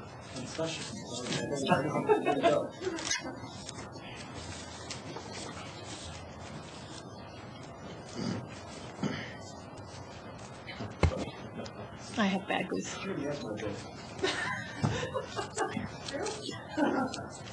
Okay. Bagley voted for Charles Fellenbaum. Levison for Charles Fellenbaum. Santos for Karen Friesner. Coombs for Charles Fellenbaum. Witt for Karen Friesner. And Finley for Charles Fellenbaum. So, oops, there's one more. Samori for Charles Fellenbaum. So Charles Fellenbaum will get the unexpired term, ending in 2/14. Downtown Development Authority, you have 2 regular members and 2, 4, 6 applicants, so vote for 2.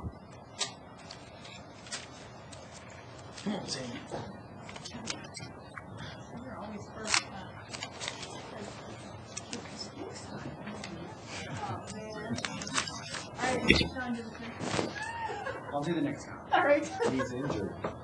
Oh, he's injured, that's right. Injured reserve. Yes. Can't go bike riding anymore. Very sad.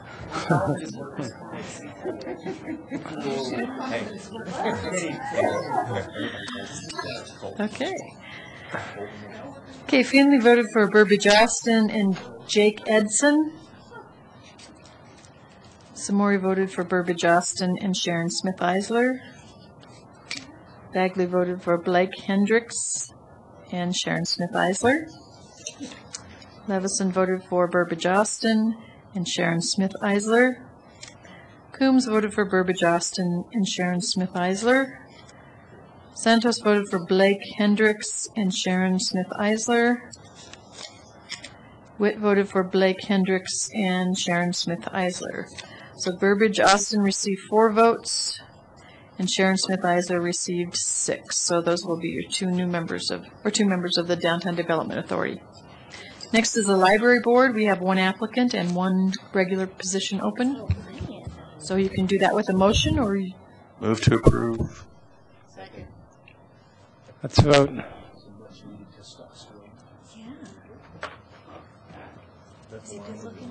Okay, passes 7-0. MOPC, Pension Board, I'm sorry. 1 regular term open, and we have 2 applicants, so vote for 1. You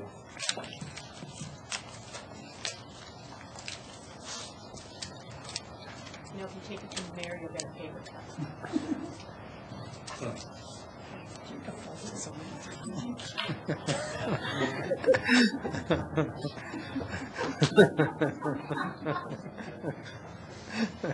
Okay, you're fired.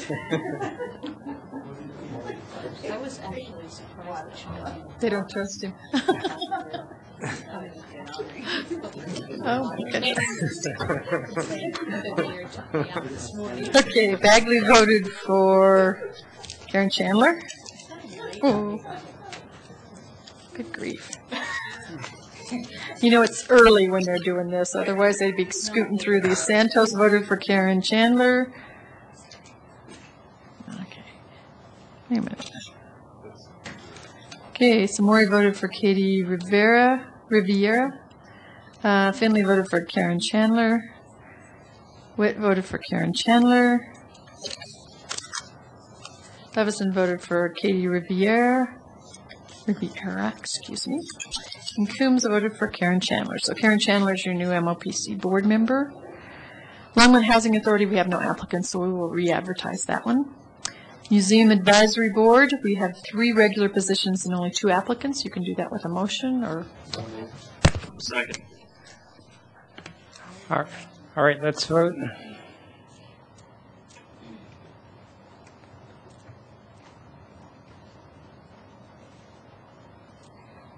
Passes 7-0. Planning and Zoning Commission, you have 2 applicants and 1 unexpired regular term ending 2014, so you... Councilman Santos? I have a question regarding Janelle. And we don't have any for planning and zoning. There's no ballots. She didn't. I just have a note here that did not do ballots, so. Janelle is currently a contract employee. Her contract ends at the end of this month. Is that correct? That's what it says on her application. Is she planning on contracting with the city again? I do not know. I believe she contracts with John Clark. You know that she's going to, Karen? Kathy? Kathy? Is she going to re-up her contract? We're considering extending it to the end of the year just to get through the project. It's almost done. Is that I guess I would ask the attorney whether or not... I asked Joni if she has any dealings with the planning department, and she says she does. I have concerns whether or not that would be considered a conflict. That would be a legal question. True. About what she does? Hi, Kathy Fedler, CDBG Program Manager. So what Janelle is doing for us is managing the economic development portion of funding for the Midtown Business District, business area, with a parking and signage program helping businesses repave their parking lot. It's actually giving not loans, but grants to the businesses if they'll improve the exterior appearance of their property. So mostly paving or new signage. And the funds are virtually committed to the businesses. They've already been selected. So it's getting it through, just through the process until they're finished, closed out, final reimbursement, et cetera.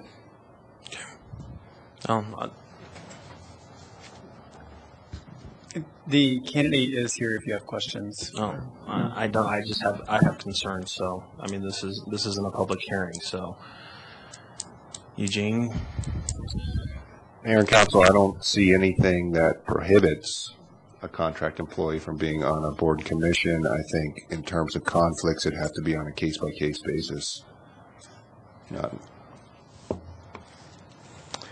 Councilmember Levison?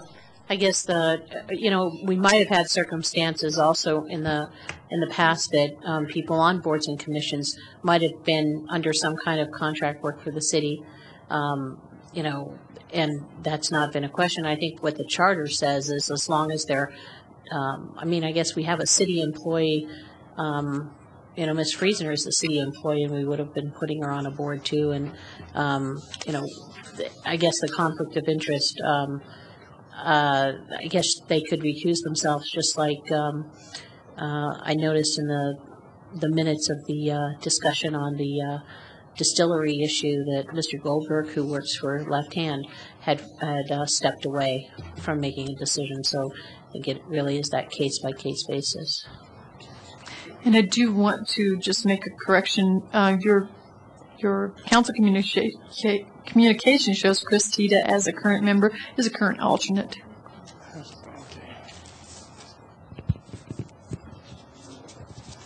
Mayor. Councilman Santos? Can we use the MOPC board as the voting? You may vote for one of the individuals. Just on the back of. MOPC. Oh. It's an extra one. Use whatever you want. Yeah, use whatever I want. You don't own me, Mayor Pro Tem. You don't own me.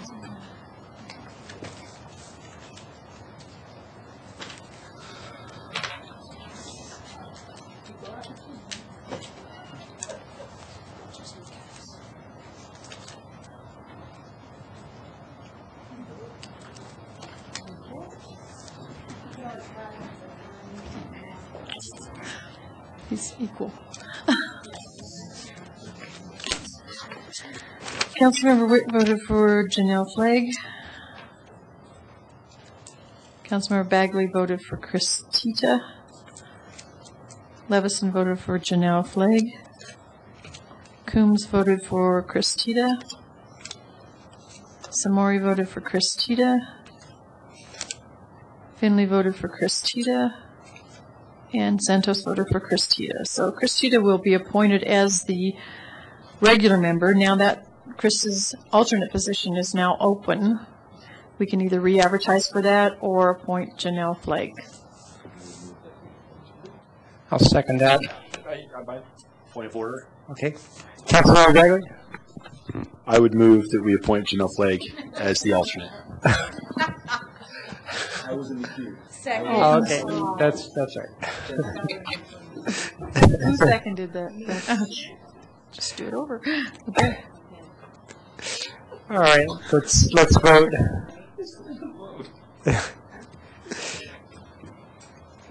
That passes 7-0. Okay. Transportation Advisory Board, you have 2 regular positions and 3 applicants, so vote for 2. Making Sandy work.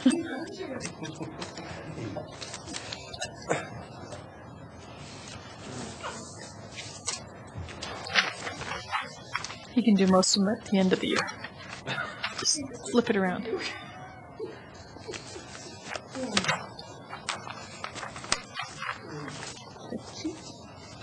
Let's see who that is. Santos voted for Jeffrey, how do you say that? Ilsman and Carol Walters. Thank you very much. I feel terrible butchering these names. Transportation Advisory Board voted for Scott Conlon and Jeffrey Ilsman.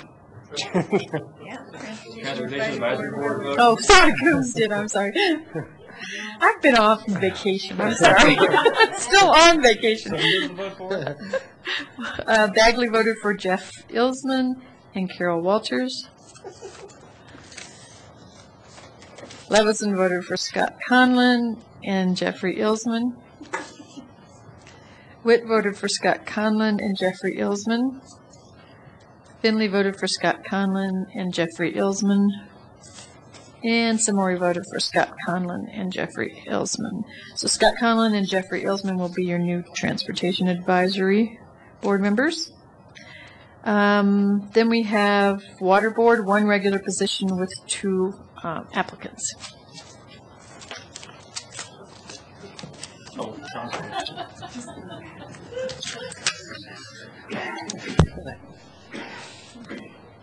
You have to take yours up yourself.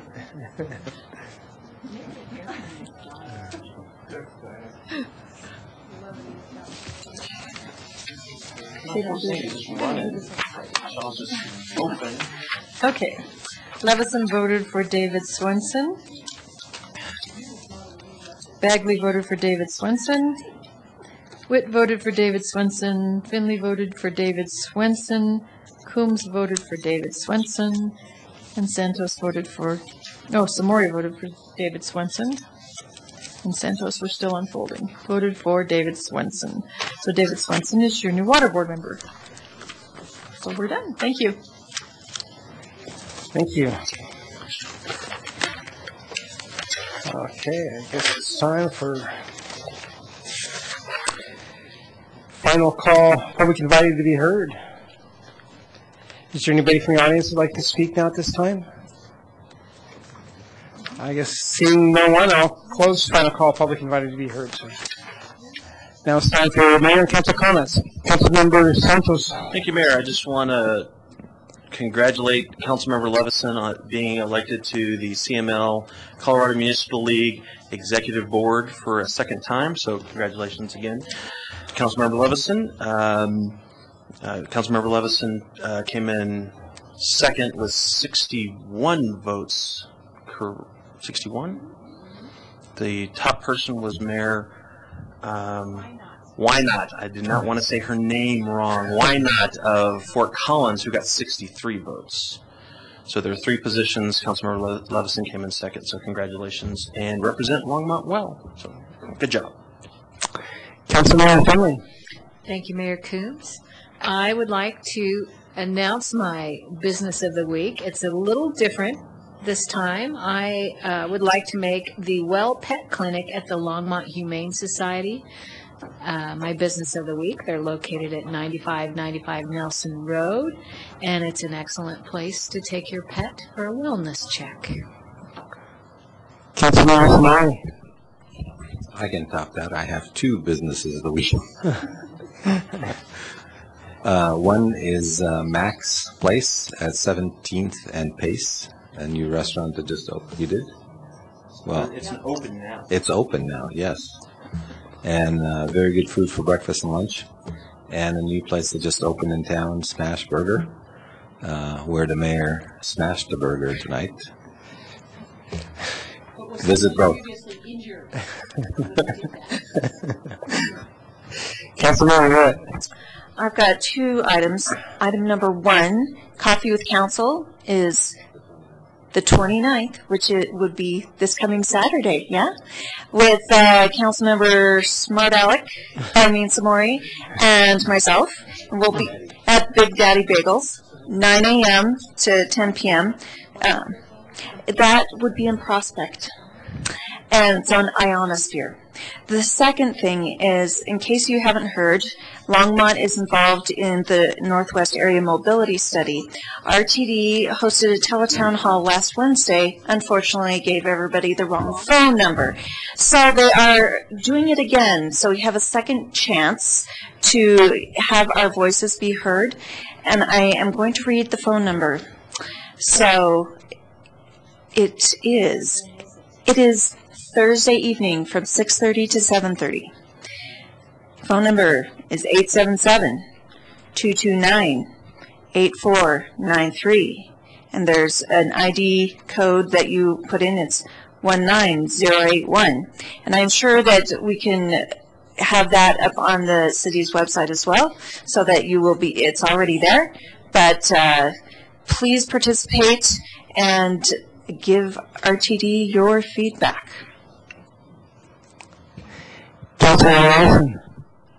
Thank you, Mayor. First of all, besides what Councilmember Santos graciously announced, the rest of the CML meeting went very well. I also want to thank staff for helping out. I had so many people comment on the design of the postcards, and Sandy helping out, and everybody, the rest of the council members helping out pass anything green. And I was wearing a green hat and a green shirt, and I think I'm sick of green now. But I will look forward to a 2-year, finish out my term on the CML board, and do my best to represent Longmont in the large cities. One other item that I would like to bring up is, well, actually, two other items. First of all, the mayor and Mayor Pro Tem and I attended the dedication for Paul Rodriguez, a member of our community, the first member of our community killed in the war in Vietnam. And I just was struck by the crowd that was there. A lot of the family members and friends and people that grew up with him, many decades later, remember him and that place on Reed Avenue so fondly, that some came from California, some came from, Lakewood, some came from the neighborhood, some came from Denver. It was just an amazing outpouring of community that we don't see sometimes, that, people remember 30, 40, 50 years ago, almost 50 years ago, being in that place, and some interesting stories. So I was so honored to be part of that and to make a connection with people that filled me in on some other facets of local history, like people in that neighborhood making beer and distill in spirits in small batches, which is what we discussed tonight. And I don't think they got a business up and rolling in Longmont in those days, but some interesting stories. So thanks a lot to the family and friends of Paul, and we'll do our best to honor his memory and use the donation that was made in his honor. Then the last thing I'd like to talk about is in our information section, there was an item about next steps for reviewing the Workforce Housing Task Force recommendations. I would like to look at doing the 2 meetings. However, I would like to bring in maybe some speakers to talk about how affordable housing is being developed in the area. And there's in particular a person who's been working with many cities in the area who had some strategies that didn't include inclusionary zoning and ideas around affordable housing that I met through that transportation meeting that Katie and I attended with Phil Greenwald this spring. So I'd give staff his name, and then there's some new information about other strategies coming through from California and other places that have some financial constraints and may not have inclusionary zoning, and there are some new techniques to be discussed. So my suggestion is that we look at bringing in a couple of local expert speakers that would be willing to come and give us what other communities are doing on the Front Range, and see what, if we can understand how private entities might build affordable housing too, not just the government. So, and I don't know whether or not we could, I don't know if we can do it in time for the July 16th, but I'd like to have a pretty strong overview of what our options are moving forward. So I'll provide that name to staff, but I encourage other council members, if you have some resources out there that, you know, we hear from people.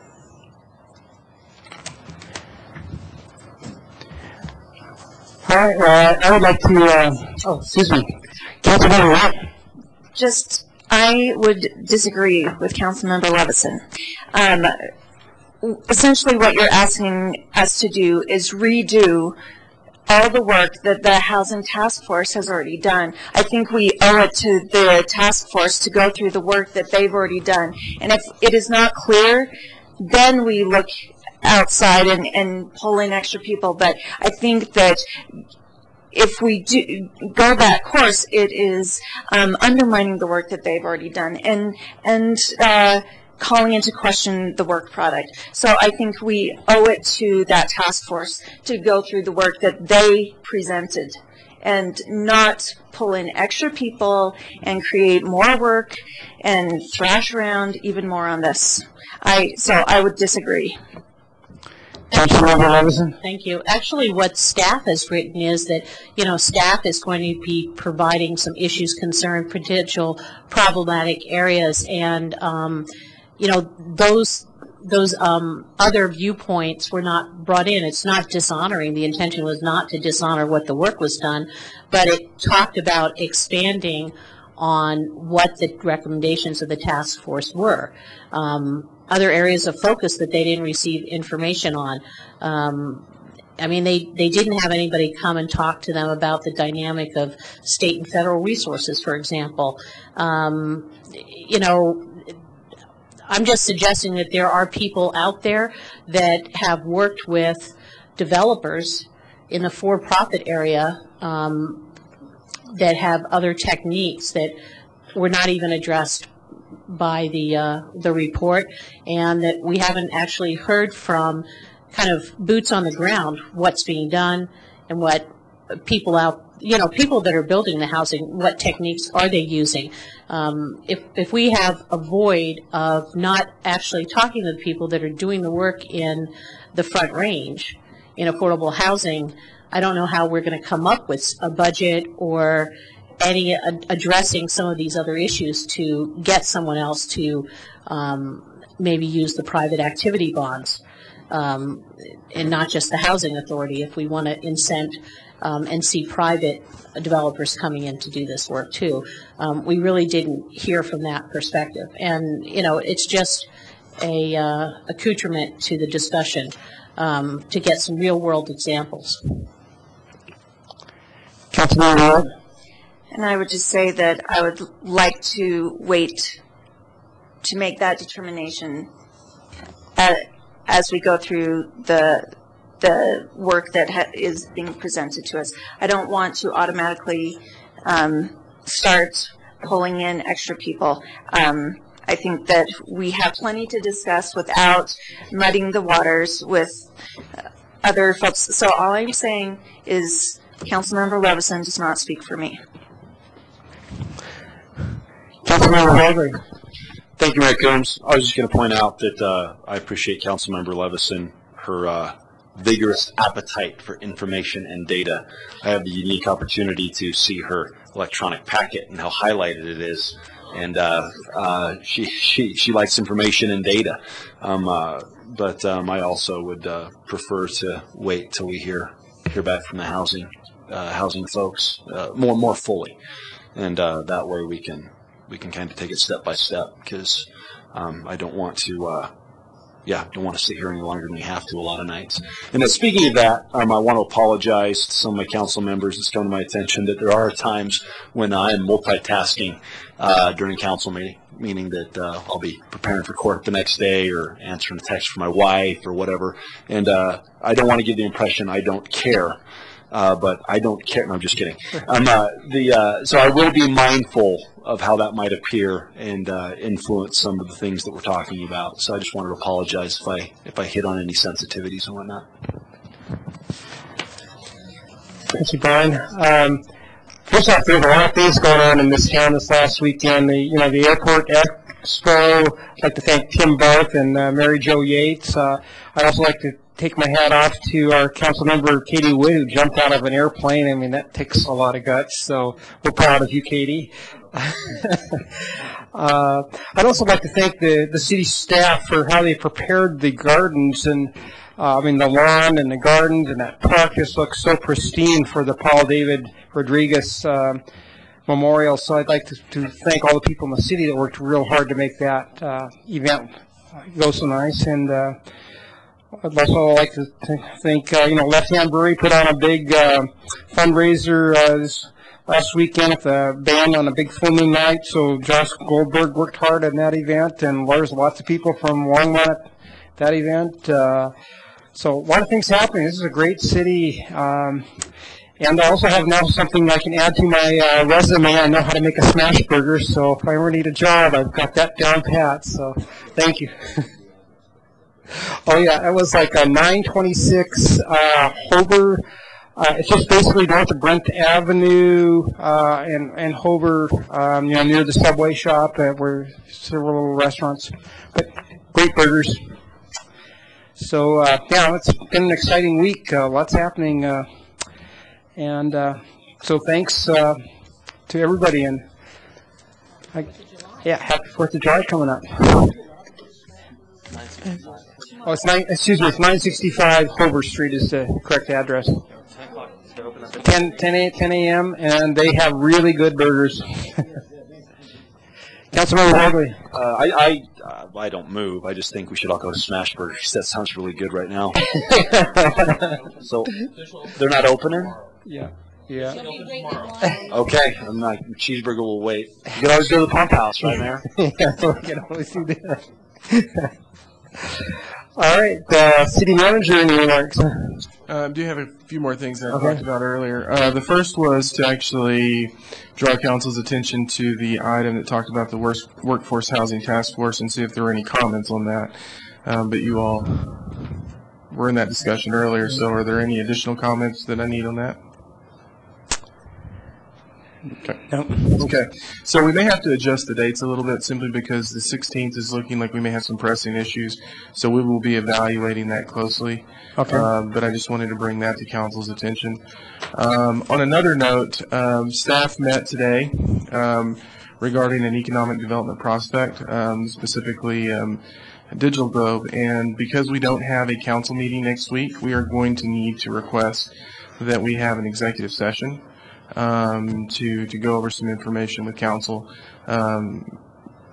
prior to the 4th of July.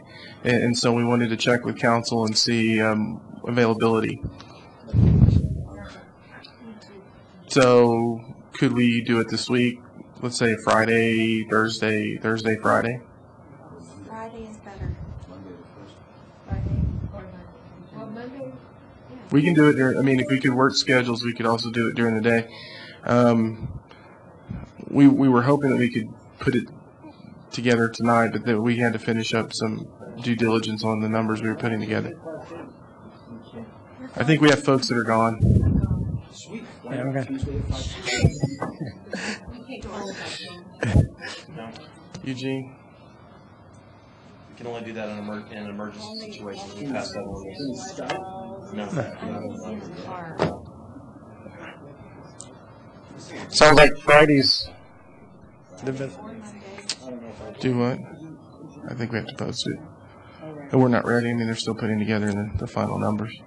Monday.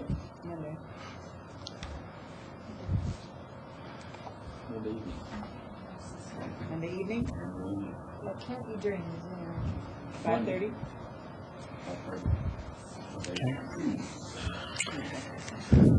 Councilmember Levison, are you available Monday? Yeah. Friday. I won't be available Monday either. I could be available on Tuesday, but the 2nd. But So who's here Friday? We could do it right before the concert. So we start. I know Councilmember Finley is usually in town on Friday. Can we do it early Friday? We still have 2 that are going to be gone. Friday? Friday. Yeah. Who's gone on Friday? 3. Thursday? Tomorrow?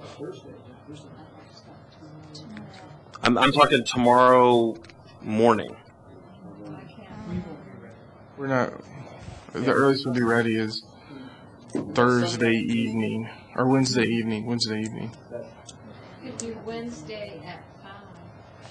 I've got an admin meeting at Dr. Cobb. So let us work timing, and we will have Maria get in touch with everyone and see if we can see what we can do in terms of timing and put it together. So. Could we do it on Saturday? Well, you can't vote in this, so. We gotta ask Eugene. So we're going to have Sean ask Eugene another question as we're moving forward. So that was the second item. The third item we need to talk about is yesterday we met with the school district, and there's an item that they're going to be considering related to the DDA, but that also does involve council. And so Jim wanted to give council a quick update in terms of what the school district will be discussing. So Jim.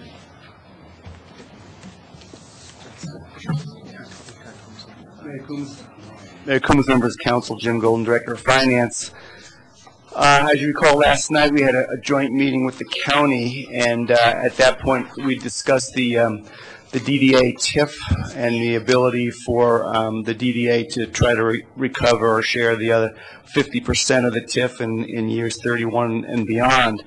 We've been pursuing the same concept with the school district as well, and wanted to bring this to your attention because due to the fact that the school district doesn't meet during the month of July, and we have to have this resolved by August 1st under state statute, we actually have to have the school district act on an intergovernmental agreement tomorrow night.